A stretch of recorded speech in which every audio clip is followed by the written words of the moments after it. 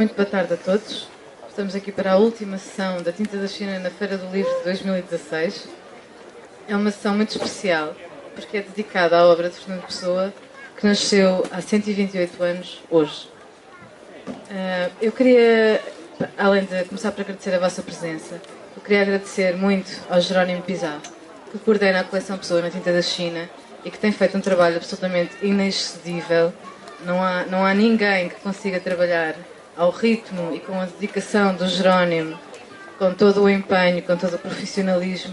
Eu não vou falar da qualidade científica do seu trabalho, mas tão somente da extrema dedicação e seriedade com que o faz. A coleção Pessoa começou em 2013 com o livro do Desassossego, como não podia deixar de ser, que entretanto já tem uma edição de bolso. Portanto, tem uma primeira edição em capa dura com a ortografia original da Pessoa e depois foi passada a livro de bolso com a ortografia atualizada, de maneira a poder chegar mais facilmente às novas gerações. E a edição, as duas edições têm algumas outras diferenças, naturalmente. A seguir ao livro do Desassossego, nós publicámos Eu Sou uma Antologia, 136 autores fictícios, que é coordenado pelo Jerónimo e pelo Patrício Ferrari, que não está aqui, e que é um levantamento de todas as personagens, de todos os heterónimos, e eles não nos chamam heterónimos porque alguns não são exatamente heterónimos, e daí termos escolhido 136 autores fictícios. Foi o mais recente levantamento de autores, uma tarefa que é infindável e em relação à qual os académicos não se entendem muito bem. Alguns acham que são 136, outros acham que são menos, outros acham que são mais, e portanto é toda uma questão da qual nós nos aliamos, nós Tinta da China nos aliamos, para ficarmos muito orgulhosas da nossa edição, porque inclui um excerto de todos estes 136 autores, inclui facsímiles, as assinaturas originais que a pessoa forjou para estes mesmos autores, e portanto é um livro absolutamente fascinante do ponto de vista do levantamento do véu do universo de Fernando Pessoa. A seguir fizemos, eu estou a dizer a seguir, não sei se a ordem é exatamente esta, a coleção começou em 2013, mas eu vou falar um bocadinho sobre todos os livros. Depois fizemos um livro que foi coordenado pelo José Barreto, que se chama Sobre o Fascismo, a Ditadura Militar e Salazar, e que são os textos que a pessoa escreveu acerca destas temáticas, naturalmente, e é um livro muito importante, uma vez que desconstrói uma série de ideias pré-concebidas de posicionamento político de Pessoa durante a época em que viveu, naturalmente. Fizemos também a obra completa de Álvaro de Campos, o ano passado, essa foi o ano passado, que é coordenada pelo Jerónimo e pelo Patrício Ferrari também. A ideia de começar paulatinamente a fazer as obras completas dos principais heterónimos tem a ver, por um lado, com o facto de elas não existirem enquanto tal. Portanto, temos a poesia completa do Campos, a poesia completa do Queiro, depois a prosa do Campos, a prosa do Queiro, e não existiam os volumes com as obras reunidas desta maneira. E nós acreditamos que é um contributo fundamental, é uma forma de ter toda a obra de um dos principais heterónimos reunida em livro. Os critérios são os mesmos: seguir a ortografia original, não atualizar a ortografia, o que só por si dá acesso a um mundo diferente, porque é um mundo linguístico diferente, e depois há um breve aparato crítico, há uma introdução dos organizadores que contextualiza essa mesma obra. Paralelamente à obra principal de Pessoa, também temos vindo a publicar ensaios. Publicámos O Silêncio das Sereias, de Paulo de Medeiros, que é um estudo sobre a obra de Pessoa, sobre o livro do Desassossego, e que está ali. É um daqueles mais pequeninos, fazemos em formato de bolso, justamente para se distinguir dos livros principais da coleção, digamos assim, principais não em termos de importância, mas em termos de hierarquia entre a obra do próprio Pessoa e a obra paralela que importa publicar também em torno do autor. E hoje estamos aqui para lançar a obra completa de Alberto Queiro, uma edição do Jerónimo Pizarro e do Patrício Ferrari também, e A Mais Incerta das Certezas, itinerário poético de Fernando Pessoa, de Pierre Hourcade, um francês, e que foi um livro que apareceu na coleção de forma bastante curiosa, porque a responsabilidade é toda de Fernando Carmino Marques, que está aqui também, que decidiu traduzir e editar este livro. Eu não vou falar muito sobre ele, porque vocês ouvirão falar sobre ele já a seguir. É um livro muito curioso. O Pierre Hourcade conheceu Fernando Pessoa, foi amigo de Pessoa, e foi, segundo o Fernando e o Jerónimo, o grande precursor da ideia de que Pessoa é um dos escritores mais importantes da contemporaneidade. Portanto, além do mais, devo agradecer, obviamente, a quem está aqui na mesa comigo, além do Jerónimo, a quem nunca poderemos agradecer o suficiente, Fernando Carmino Marques, responsável pela edição da Mais Incerta das Certezas, e o Rui Sousa, que é investigador da Universidade de Lisboa, que também fará aqui terá aqui uma intervenção de um breve debate com o Fernando e com o Jerónimo. Eu vou agora passar a palavra ao Jerónimo Pizarro. Muito obrigado. Vou ser muito breve. Estou feliz de ver entre o público, depois de tantos dias de não estar em Lisboa, tantos amigos. É a melhor forma de estar na feira, de estar a reapresentar a coleção Pessoa. Deixarei as perguntas para o Rui. Muito obrigado. E para o diálogo com o Fernando, agradecendo muitíssimo a filha do Pierre Hourcade por estar conosco e ter feito a viagem de Paris para Lisboa para a apresentação deste livro, que é uma homenagem ao primeiro crítico estrangeiro e francês de Fernando Pessoa. Sobre os livros, eu acho que vou deixar muitas das perguntas para o Rui. Tenho que explicar que eu sinto que temos equipa, que eu estou muito satisfeito do que foi feito em poucos 3 anos na tinta da China. Menos de 3 e já são quase 10 livros. Portanto, os jornalistas poderão perguntar, e então a seguir, sei lá, se conseguirmos continuar 30, 40, 50 livros, e continuaremos aqui na Feira do Livro a celebrar desta mesma forma. E pessoas como José Barreto e muitas outras terão ainda que contribuir conosco com livros fantásticos. E portanto é uma sensação muito boa de estar em família, de estar com pessoas muito capazes, e quando por vezes eu perco a esperança em outras coisas, continuo a ter uma grande esperança, pelo menos nesta coleção, que pode crescer, acompanhada por uma equipa dentro e fora da tinta da China que passa muito mais sentido estar a trabalhar, e que Fernando Pessoa, para os que estamos a trabalhar na coleção Pessoa, seja mesmo uma paixão. Perguntam-me muito, então não esteja farto de Fernando Pessoa, não quero passar para outra, não quero fazer outras coisas, não? E eu acho que um dos motivos para continuar a estar entusiasmado são os amigos e muitos dos que estão cá. E depois há uma sensação de que já conhecemos Fernando Pessoa, já sabemos do que trata, já limos, já está entre as leituras obrigatórias, mas continuamos a desconhecer muitas coisas, ficando apenas pelo Campos e pelo Caeiro. O Campos, nós conhecemos a prosa de Álvaro de Campos, começamos a conhecer apenas há 30 ou menos de 30 anos atrás, e a prosa completa de Álvaro de Campos apenas foi publicada há 4 anos atrás, e não está no Brasil. No Brasil estão agora a promocionar terem encontrado parte de um poema, mas falta toda a prosa de Álvaro de Campos, para não ir mais longe do que isso. No caso de Alberto Caeiro, podemos imaginar que já tinha sido publicado pela Ática, que já sabíamos sus versos de cor, que já faz parte da educação sentimental de portugueses e estrangeiros, Alberto Caeiro. Mas para publicar Alberto Caeiro tínhamos que ter um caderno que apareceu na década de 80. Para publicar Alberto Caeiro precisávamos da revista Atena, com as anotações de Fernando Pessoa, alterando os poemas, e isso foi conhecido em 2008. E tecnicamente, para ter uma edição completa, boa, o mais completa que conseguirmos de Alberto Caeiro, só estávamos preparados há 8 anos atrás. E, portanto, pode ser Caeiro, pode ser Campos, mas as novidades são muito grandes e há motivos para estar a reeditar Pessoa. E é isso que está fundamentalmente por trás da coleção Pessoa.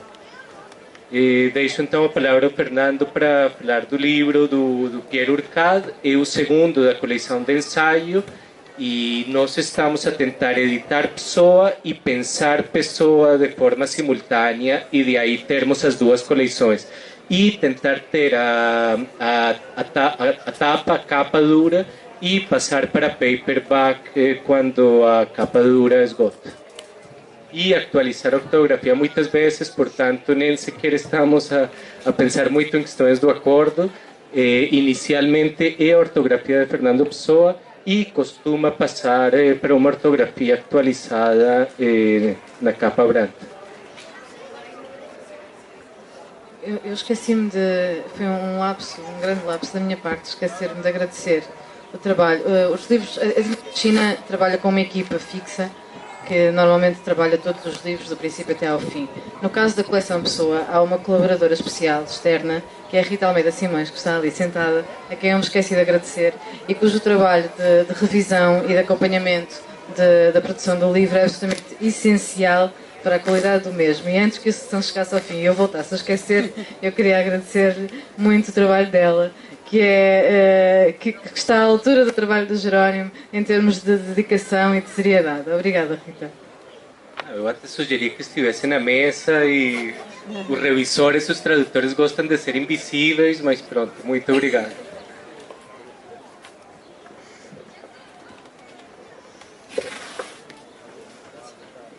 Bom, boa tarde. Eu gostaria de falar em poucas palavras do livro de Pierre Urquhart. É um livro... Porquê este livro? Eu acho que é um livro que é homenagem a alguém que teve o privilégio não só de conhecer Fernando Pessoa, logo no início de 1930, em fevereiro, e depois de o ter acompanhado durante os 5 anos que permaneceu em Lisboa, Pierre Urquhart, e sobretudo um livro de alguém que teve, digamos, a visão de considerar desde essa altura, desde 1930, Fernando Pessoa como um dos maiores poetas do século XX. É também importante, este livro traça também a relação entre os dois homens, uma relação de amizade, de simpatia, e também uma relação de interesse intelectual. Eu suponho que a conversa entre os dois, quando se reuniam, deve ter sido uma conversa sempre à volta dos livros, quer pelas referências que o Pierre Urquhart faz, quer pelas observações que depois Fernando Pessoa vai dando sobre a poesia francesa e sobre outros poetas. E é portanto, um livro que é não somente uma homenagem, mas é um livro que é merecido, na medida em que o personagem de Pierre Urquhart foi um tanto ou quanto esquecido através do tempo. Ele foi, portanto, um dos pioneiros, como disse, a escrever. Escreveu em várias revistas, escreveu pequenos artigos, e este livro era o seu sonho. O sonho de Pierre Urquhart sempre foi de escrever um longo estudo sobre a poesia de Fernando Pessoa. Infelizmente não o pôde concluir porque a morte não o deixou terminar este livro, e ficamos, portanto, com uma conclusão geral por acabar, mas não deixa de ser um documento único, e para mim um documento, e penso que o Jerónimo pensa isso também, e as edições Tinta da China, que deram todo o apoio para que o livro viesse a lume, digamos assim, é um documento único, é também uma visão muito sui generis, muito diferente do comentário que habitualmente se faz sobre a obra de Fernando Pessoa. Portanto, é alguém que tenta seguir Fernando Pessoa dia após dia, que tenta de decifrar, para além das suas palavras, o homem. Isso, acho que Pierre Urquhart gostava muito do poeta, mas gostava também muito do homem Fernando Pessoa. É sobre isso, acho que é um livro muito importante nessa dimensão. Muito obrigado. Boa tarde. Começo, antes de mais, por agradecer imenso o convite do Jerónimo para estar presente nesta sessão. Portanto, é um grande gosto poder vir fazer algumas perguntas a respeito da leitura das duas obras, que, aliás, eu tinha pedido justamente ao Jerónimo e ao Fernando que falassem mais inicialmente da questão editorial, que de algum modo não foi aquela que me interessou tanto agora trazer à conversa, vou preocupar mais, sobretudo no caso do livro de Pierre Orcade, vou preocupar mais com questões, intuições, ideias, temáticas que são, ainda hoje são bastante surpreendentes e bastante interessantes. Aliás, eu comentava hoje de manhã com o Jerónimo que tenho assistido a alguns seminários, colóquios recentes sobre Pessoa, em que são apresentadas algumas teorias que Orcade já aqui tinha em esboço ou mesmo completamente concretizadas e finalizadas, e é um livro bastante interessante que tem algumas coisas que eu estranho não terem sido alvo de comentário neste itinerário, e vamos falar a respeito disso. Antes vou dedicar talvez algumas perguntas à obra completa de Queiro, e começo por lançar uma que foi engraçada. Eu vim aqui à Tinta da China buscar um exemplar de Queiro e um exemplar de Campos, e depois coloquei os dois livros em cima da estante e reparei numa coisa engraçada nas lombadas. Portanto, no caso da obra de Campos aparece Álvaro de Campos, obra completa. E se repararem no caso da de Queiro, aparece Fernando Pessoa, obra completa de Alberto Queiro. E essa começaria por aí a minha primeira pergunta ao Jerónimo, o porquê desta diferença, porque realmente é interessante o gesto editorial aqui presente.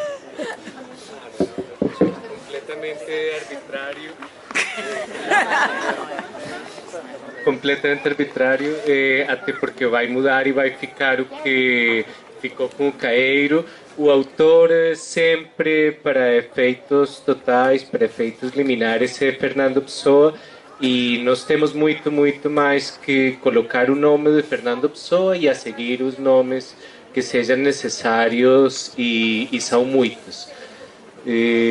Mas quer bibliograficamente, para catálogos, para pesquisas, o nome que terá que continuar a aparecer sempre é Fernando Pessoa.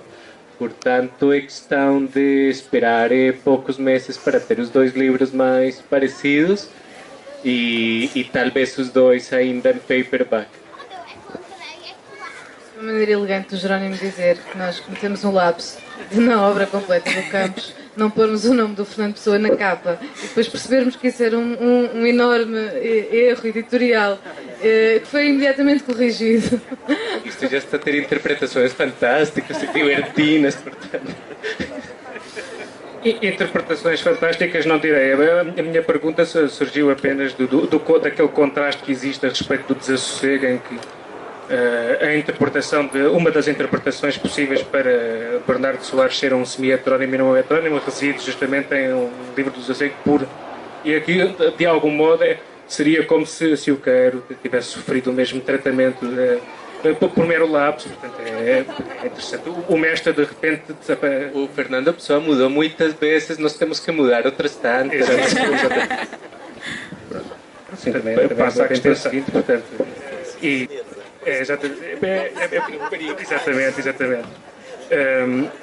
Eu começaria, se calhar, por referir um dos aspectos mais interessantes do livro, e que trabalha muito bem a questão do itinerário, que é o problema da diferença entre os conceitos de público e de privado na poesia de Pessoa, conforme lido por Orcade. Portanto, é muito interessante que se tematiza muito a questão de Pessoa ter numa fase uma exibição pública de uma determinada faceta ou de determinadas facetas, enquanto depois tem uma vertente mais privada da sua obra.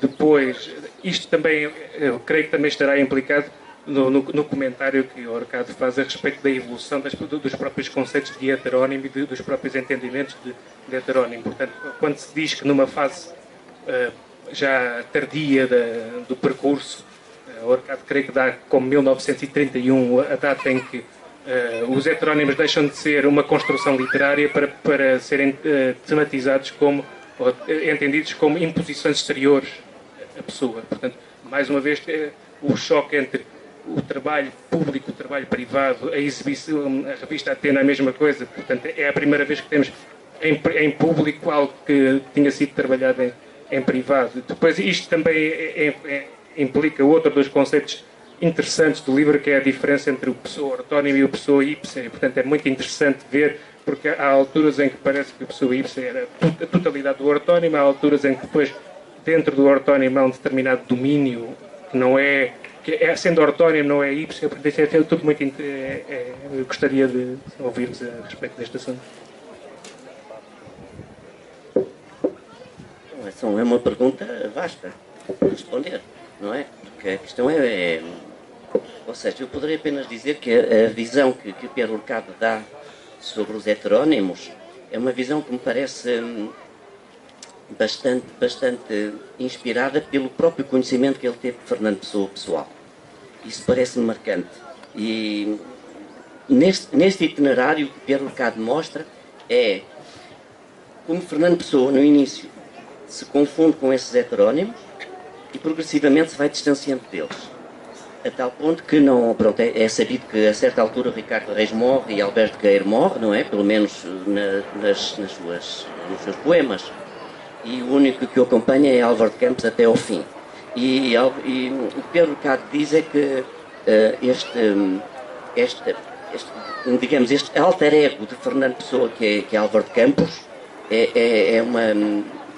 já não é alguém que se impõe ao poeta, mas é o poeta e ele mesmo. Não sei se me fiz entender nesta minha observação, mas é uma perspectiva, é a perspectiva de Pierre Urquhart. A perspectiva de Pierre Urquhart parece muito interessante, porque ele parte do conhecimento do homem e analisa a obra que, dia a dia, quase, mês a mês, para traçar um perfil para chegar à conclusão onde ele pretende chegar. É que os heterónimos não devem ter sido nada fáceis de viver. É isso finalmente aquilo que ele nos diz. Seria pelo menos isso que eu despreendo do sentimento dele. E eu estava a lembrar-me, Pierre Urquhart conheceu a pessoa em 1930 e é em 1928 que a pessoa cria a ideia de heterónimo e de ortónimo. Portanto, e é em 30 que está a tentar publicar os heterónimos, 31 com os diretores da presença. Portanto, Pierre Urquhart conhece Fernando Pessoa na altura em que está a tematizar o heteronimismo e na altura em que Queiro está mais desaparecido, Reis está mais desaparecido, Campos está muitíssimo presente. E é nessa altura que Pierre Urquhart conhece Fernando Pessoa, quando está a tentar inventar o que para nós hoje é do dia a dia, mas é uma invenção de 28 e 2 anos mais tarde é que a pessoa conhece Pierre Urquhart. Talvez para o Pierre Urquhart tenta explicar isso pela influência da presença. Ou seja, o facto de a pessoa ter uma revista onde publicar o tivesse levado talvez a essa definição. Pelo menos é isso aquilo que eu preciso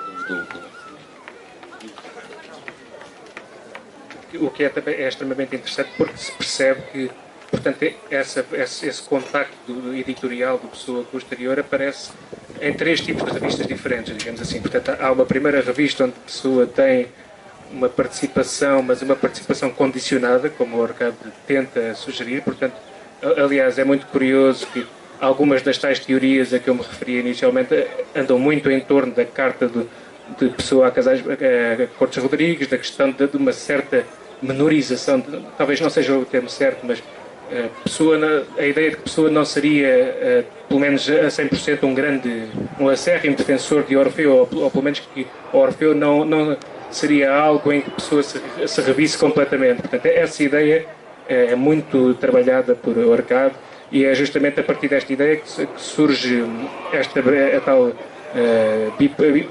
bipolaridade entre o Pessoa que atua como um palhaço, nas próprias palavras de Pessoa nessa carta, e escreve poemas do ortónimo, poemas os mais radicais poemas dos heterónimos, portanto quase num tom provocatório, e depois teríamos uma Pessoa que fica na arca, lá está, e que é muito mais íntimo, que só parcialmente depois é dado a conhecer numa segunda revista, portanto, e nesse aspecto já seria uma revista praticamente dedicada à construção antológica de Pessoa sobre si próprio, e depois no caso da presença já é um caso completamente diferente, é exatamente o oposto do Orfeu, portanto já não é um projeto que Pessoa não controla, nem enquanto participante, nem enquanto diretor, e no qual vai dar a conhecer outras facetas dos heterónimos que não tinham sido dadas a conhecer no...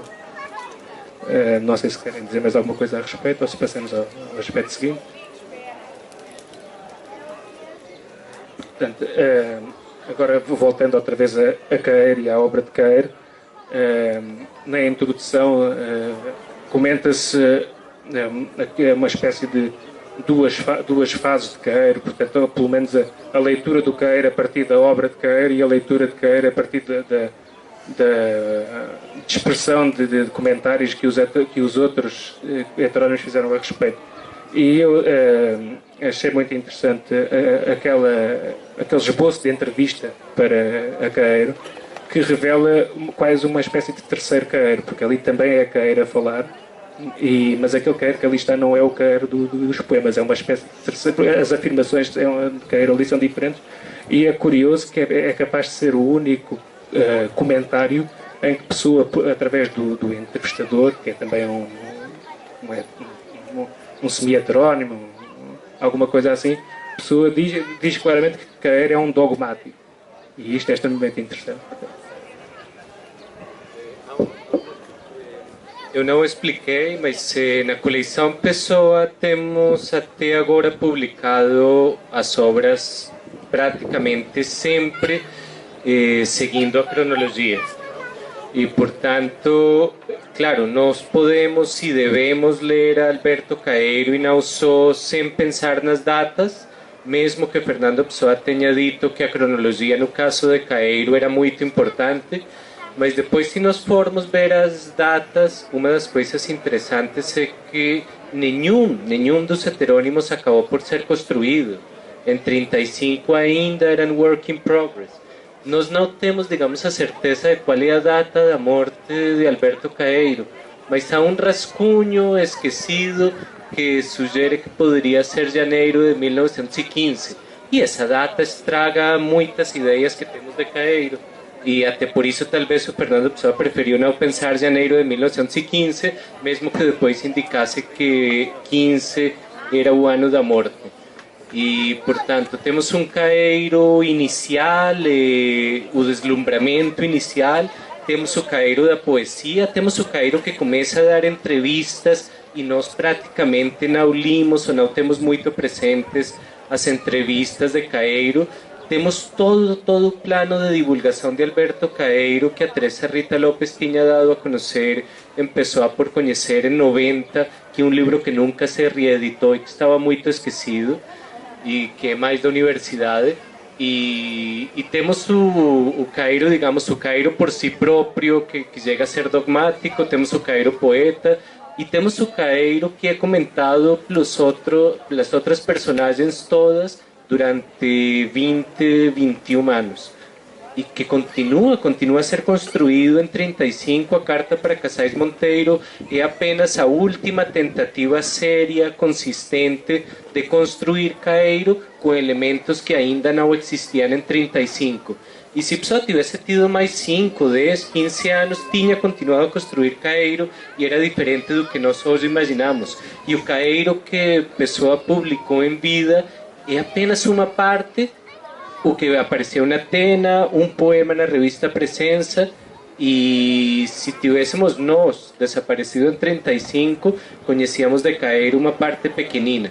Nós conhecemos muito mais do que Pessoa deu a conhecer em vida, e há muitos Queiros para serem descobertos. Eu acho muito importante ler Queiro, a perceber que está sendo construído, que não é uma coisa que já esteja construída, e a perceber que muitas coisas quedamos definitivas, incluindo, digamos, a data de nascimento e de morte, foram provisórias, e era uma ideia provisória e era uma forma de construir a personagem. E uma das coisas que eu acho fantásticas é que Pierre Urquhart acompanha o momento mais forte da criação fictícia dos 3 heterônimos principais de Fernando Pessoa.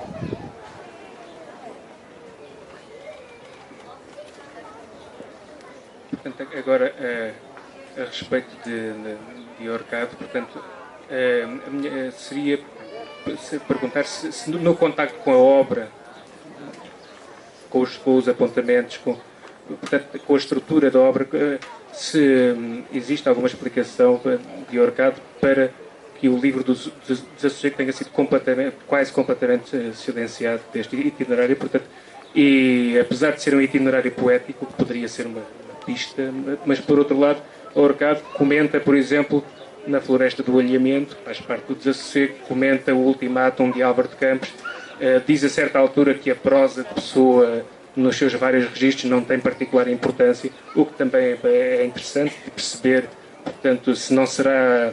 O Orcade diz que são aspectos onde Pessoa não é particularmente feliz nem particularmente genial, que são apenas tentativas do momento, mas provavelmente este itinerário poético também poderá ser, em muitos aspectos, é condicionado por estes interesses de Pessoa, é condicionado pela pleia de interesses que a Pessoa tinha, e sobre a escrita sobre estes assuntos revela também leituras sobre eles, conhecimentos sobre eles. Eu queria saber se tem alguma ideia a respeito dele. Bom, desde logo é preciso considerar que Pedro Orcade, a análise que faz é sempre através daquilo que tinha, das obras que tinham ao dispor, ou seja, das publicações então existentes. Eu trabalho essencialmente sobre a Ática, não é? Daí a Floresta do Alheamento, e sobre aquela edição da Nova Aguilar. Isso é preciso ter essa perspectiva sempre que estamos a falar da obra de Pierre Orcade. Pierre Orcade considerava que Fernando Pessoa era essencialmente um gênio poético. Que tudo quanto Fernando Pessoa, à parte da poesia, Fernando Pessoa era um bom escritor, mas não mais do que isso. Isso talvez seja, na minha perspectiva, uma das vantagens de Pierre Orcade, é que Pierre Orcade nunca mistifica Fernando Pessoa. Pierre Orcade tenta compreender Fernando Pessoa, tenta compreender o seu percurso, mas ele é francês. E, portanto, traz uma perspectiva de francês para a análise da obra. E como todos nós sabemos, tem o Descartes por trás. Isso é muito importante. Isso ajuda-nos, em certa medida, a fazer um certo itinerário que nós até agora não tínhamos feito. Por exemplo, eu não conheço nenhum livro português que faça a análise de todos os heterónimos e de toda a obra de Fernando Pessoa, como esta aqui. Como Pierre Orcade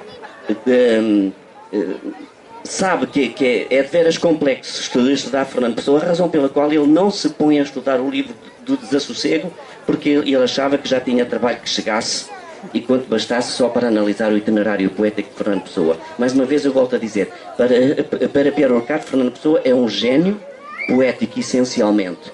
Tudo que não tenha a ver com poesia para ele, e ele não se refere nunca ao livro do Desassossego, nunca se refere a esse livro, mas todos os escritos paralelos, tudo quanto é prosa para Pierre Orcade é bom, mas, segundo ele, não vale a pena estar a mistificar e atribuir mais epítetos a Fernando Pessoa do que aquele que ele já tem, que ser um gênio.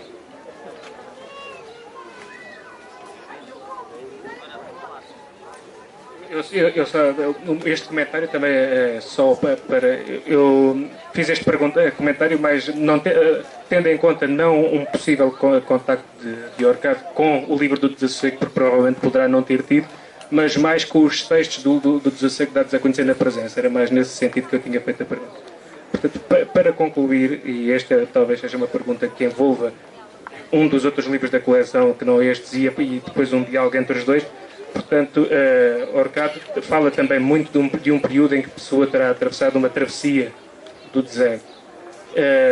Por outro lado, a cronologia para Orcade é extremamente importante, e eu perguntava, por um lado, em termos editoriais, em que peso é que esta questão da cronologia tem, tendo em conta também a questão dos vários heterónimos elencados na sua antologia. Portanto, eu vou fugir então para o Desassossego.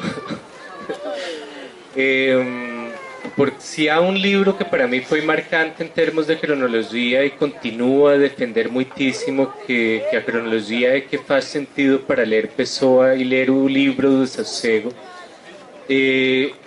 Quando eu li pela primeira vez o livro, senti uma grande violência, e era uma violência que eu não conseguia explicar. Eu não consegui, não foi uma leitura, a primeira foi uma leitura que me chocou muito. eu não sabia se eu tinha gostado ou não tinha gostado do livro do Desassossego, e não sabia porque eu passava de uma prosa decadentista a um Cesário Verde e a Cidade e ao Baudelaire, dos poemas em prosa, e regressava a um decadentismo e a uma questão do amor fechada, esse narciso cego que diz Eduardo Lourenço que é Fernando Pessoa, e passava do narciso cego ao narciso iluminado por Lisboa, do mais fechado, ciumento, ao que tentava abrir e ver as pessoas, os gatos, os animais, a mulher que vende o peixe, as lojas, as ruas, as coisas concretas. Passava de lugares que não estavam determinados no espaço, não estavam determinados no tempo. Era uma floresta do alimento, a Rua dos Douradores. E passava de uma página dos Douradores a uma página da floresta, Douradores, floresta, e é um livro que para mim não fazia sentido, não fazia. E nós continuamos a ler o livro de uma forma que para mim não faz sentido. E a cronologia é muito clara. A cronologia explica que a fase decadentista do breviário do decadentismo do livro do Desassossego é a primeira fase, ainda misturada com Orfeu, com o sensacionismo, com o neopaganismo, mas é uma primeira fase do primeiro modernismo de 13 a 18, e nomeadamente 1913 a 15, hiperdecadente, e não é com a que eu, pelo menos sentimentalmente, mais me identifico. E o livro fica parado durante uma década. E quando Fernando Pessoa retoma o livro do Desassossego em 29, a maior descoberta poética do livro do Desassossego de Fernando Pessoa é Lisboa. E é a homenagem a Cesário Verde, e é regressar a Cesário Verde, e é encontrar a cidade, as coisas concretas, e já não essa coisa decadentista que não sabemos onde que estamos. Isso é esclarecido da forma mais límpida pela cronologia. E se nós vamos à cronologia, percebemos que há dois livros, duas estéticas, dois autores, e que a forma que estamos a ler o Desassossego é uma forma editorial que, a meu ver, só violenta o livro e a história de Fernando Pessoa. Bom, depois deste discurso sobre o livro do Desassossego, e antes de passar a palavra à plateia, se tiverem alguma questão para colocar, eu gostava de fazer uma pergunta que eu acho que está na cabeça das pessoas que estarão aqui a assistir, que é: Jerónimo, em relação a esta edição da obra completa do Caeiro, quais são as grandes novidades? Bom, pode parecer que não, mas há uma série de inéditos, nomeadamente na secção da prosa. Há muitos textos que não eram conhecidos.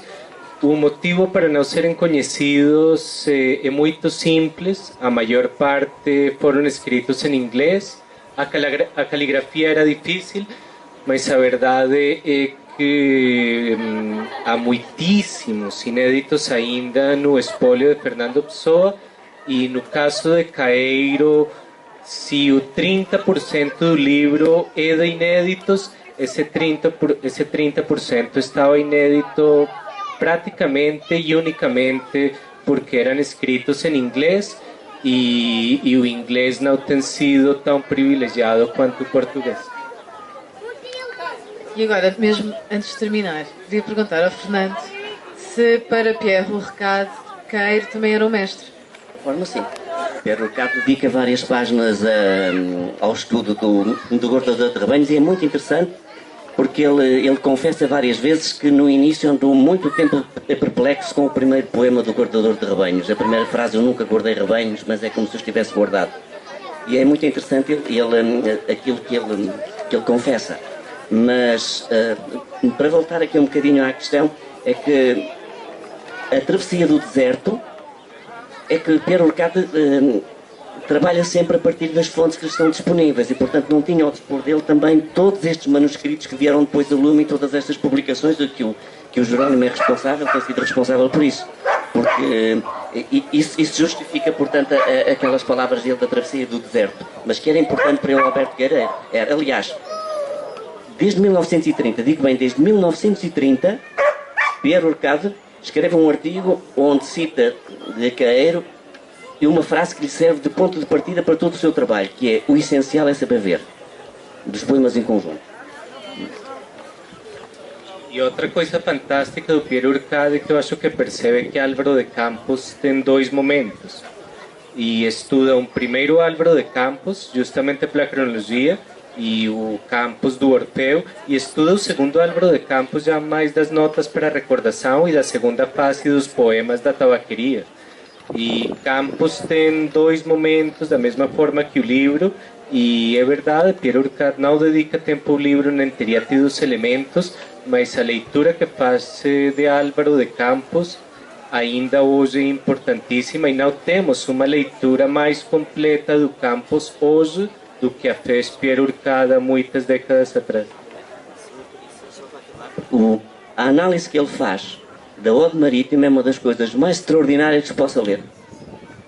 Não conheço, por muito que tenha lido, numa tentativa de compreender a Ode Marítima, a análise que o Piero Urcade faz. É de uma lucidez e de uma clareza de espírito e de disposição. É fantástico, é fantástico. Lê-se com um prazer. Não é um livro chato de comentário sobre o comentário. O Piero Urcade não gosta de comentário sobre o comentário.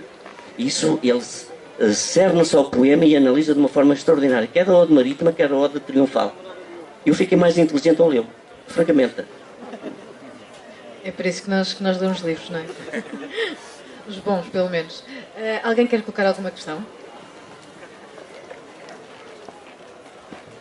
Eu era mesmo uma questão, mas não posso deixar de enfim, prestar homenagem a este trabalho que está a ser feito, na descoberta desse continente submerso que é o Fernando Pessoa, e que efetivamente vai tendo leituras diferentes consoante as gerações. Que é arrocado em 1978, quando escreveu o livro, não podia ter ideia do livro do Desassossego, porque o livro do Desassossego de facto surge em 1982, a primeira edição é do Rodolfo Linte e dos Jacinto Prado Coelho, e é de facto uma grande revolução em termos pessoanos. Nós passamos a olhar para o Fernando Pessoa de uma maneira completamente diferente. Eu penso que o Jerónimo Pizarro, que é lhe prestar homenagem, e à Barba e às edições da China, vocês estão a fazer um trabalho fantástico realmente de ir mais fundo, ir mais longe na redescoberta do continente Pessoa. Fiquei muito contente, também por razões de amizade pessoal, com a reedição do texto do Piero Urcade, e o que eu queria só fazer era uma pergunta, porque nós estamos aqui para ser um pouco mais inteligentes e eu não compreendi bem uma coisa que o Jerónimo disse e eu gostaria que ele me explicasse. Porquê é que os heterónimos surgem em 1928? Nós todos temos aquela narrativa mítica do Pessoa, da Noite Triunfal, 1914. Bom, pronto, já sabemos que não houve Noite Triunfal nenhuma, que os poemas foram emendados. Agora, porquê 1928, Jerónimo Pizarro? E Luís Filipe, muito obrigado por estar cá e por acompanhar a apresentação. O termo, digamos, Pessoa, claro, cria os heterônimos, mas não tinha nome. A palavra heterônimo e muito mais a palavra ortônimo, que é ainda mais esquisita. Nós até estamos cada vez mais familiarizados com heterônimos, já utilizamos muito. Criamos nós quase a linguística e nossa palavra heteronímia, mas Fernando Pessoa nunca escreveu heteronímia.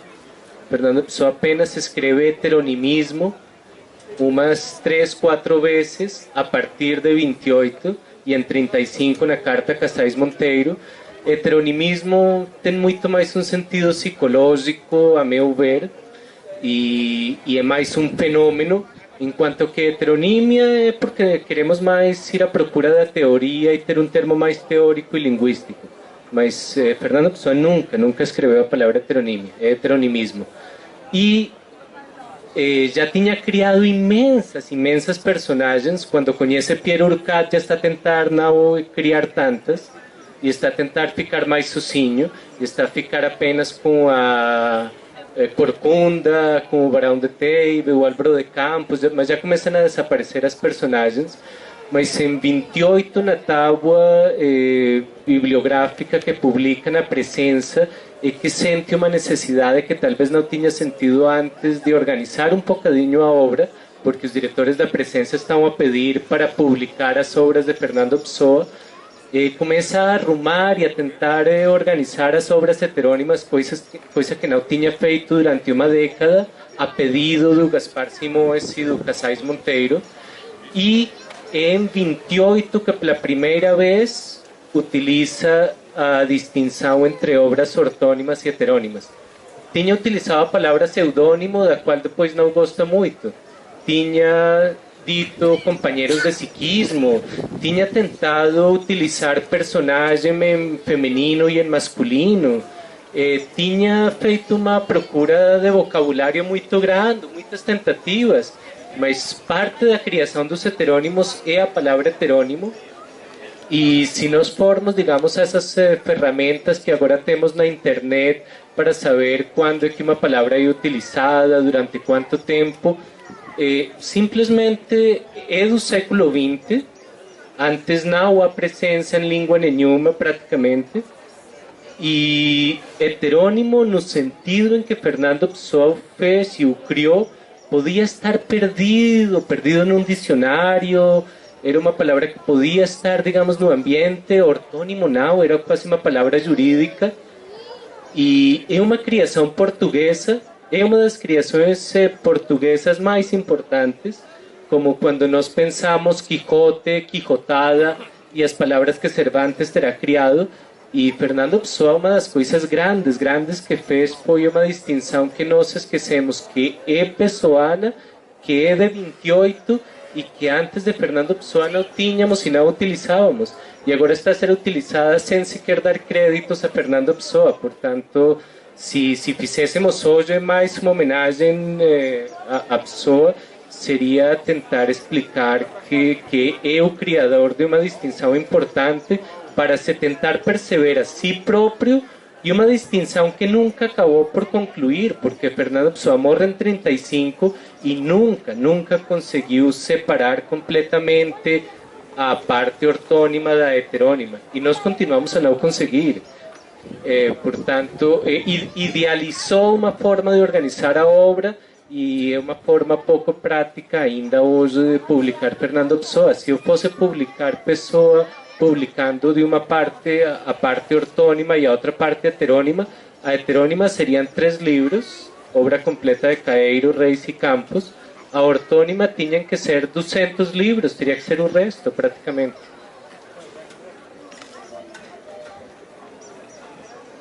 O nosso tempo está mesmo a esgotar-se, mas se alguém tiver mais uma questão...